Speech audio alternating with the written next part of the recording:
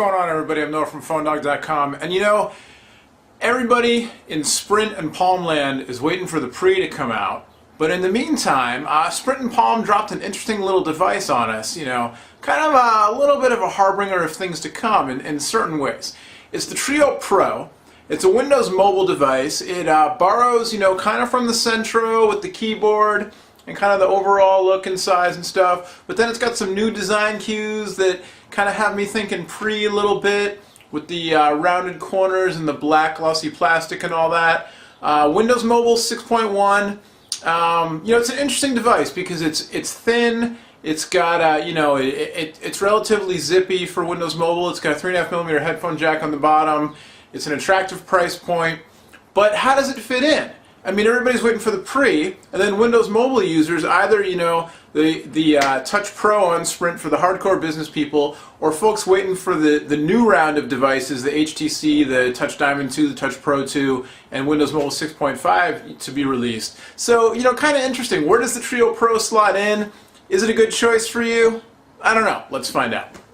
So like I said, overall, I really was struck with the look of this phone. It's got this kind of like futuristic, stylish, but understated vibe going on that I really like. It's nice and thin. It's one of the thinnest, you know, full-featured QWERTY smartphones you're going to find, let alone on the Windows Mobile platform. The black glossy plastic and the rounded corners and everything, you know, make it. I think it's got a style that is equally at home in the boardroom as, you know, in a tech nerd's pocket or a, you know, a freelancer's pocket or what have you. It's got a cool look, and you know, if you watch the unboxing video, you know I'm a sucker for orange, so the orange materials and the packaging certainly didn't hurt things. But it's definitely got, you know, I don't want to play up the whole Apple. Well, of course I do. I keep doing it. The whole Apple Palm thing, but definitely, you know, there's Palm's taken some cues from Apple, and you know, some not so subtle. There was a thing in the packaging for this phone that says something about how the phone was, you know, inspired by California or something like that, which is right out of Apple's book, which is a little cheesy. But again, you know, looking for great new things coming from Palm, starting with the Pre coming soon. But we're here to talk about the Treo Pro. The funny thing about this phone, in addition to what I already talked about with, you know, kind of, well, where does it slot in the lineup? It's not Windows Mobile 6.5. It's not the new WebOS from Palm. So, like, who's going to buy it? The other funny thing is the keyboard. It's a very Centro-like keyboard. And while it's usable, I think it's too small for a hardcore power user to use. And, you know, a lot of Windows Mobile users are folks who either, you know, don't really care, or they're pretty hardcore and pretty geeky about their device, and they want it to be productive, and they're willing to live with a phone like you know, the Treo Pro, or the Touch Pro, like I mentioned, that is, you know, they're willing to live with the bulk of it in exchange for having something that's very, very usable. And so the Treo Pro, you know, nice big keys on it. I'm sorry, the Touch Pro, I keep saying Treo Pro. The HTC Touch Pro has nice big keys, very easy to type on in all of its different incarnations, including the Sprint version.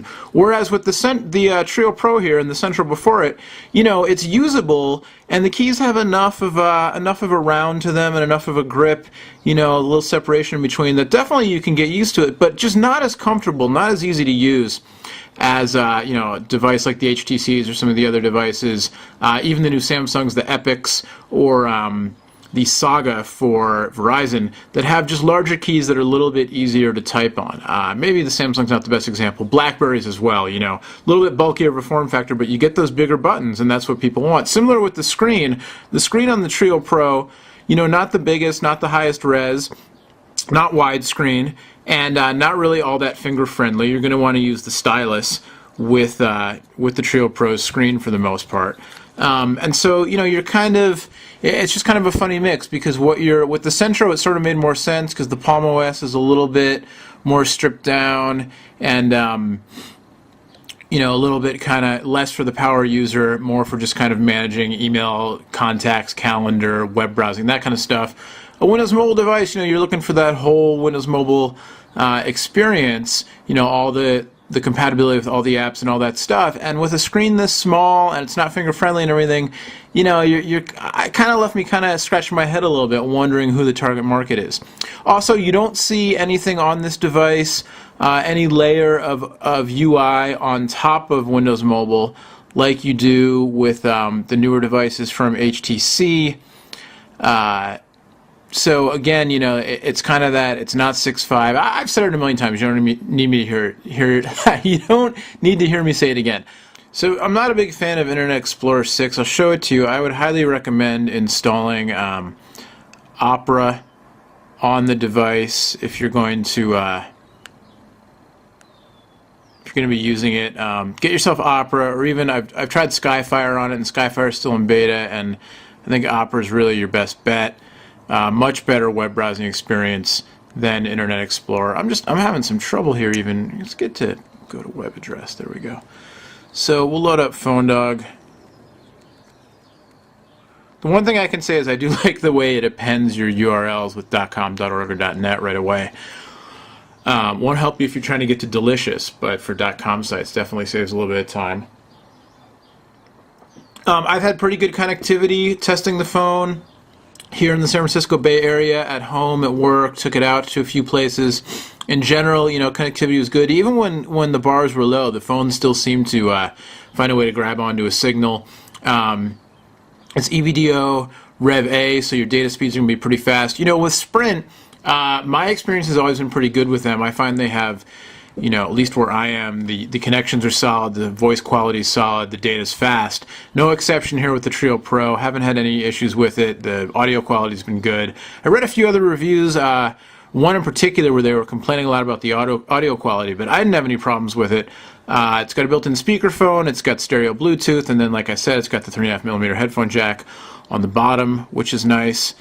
And so, yeah, IE6, you know, the PhoneDog site is a little bit taxing on mobile browsers, but you compare this to Opera, you compare it to Android, you compare it to iPhone, and there's really not much of a comparison. You don't really want to go this route, I don't think. I'm going to show you Skyfire on this just because it's, you know, it's worth mentioning. We did a little review of Skyfire recently, or not really a review, but a tour of their newest beta.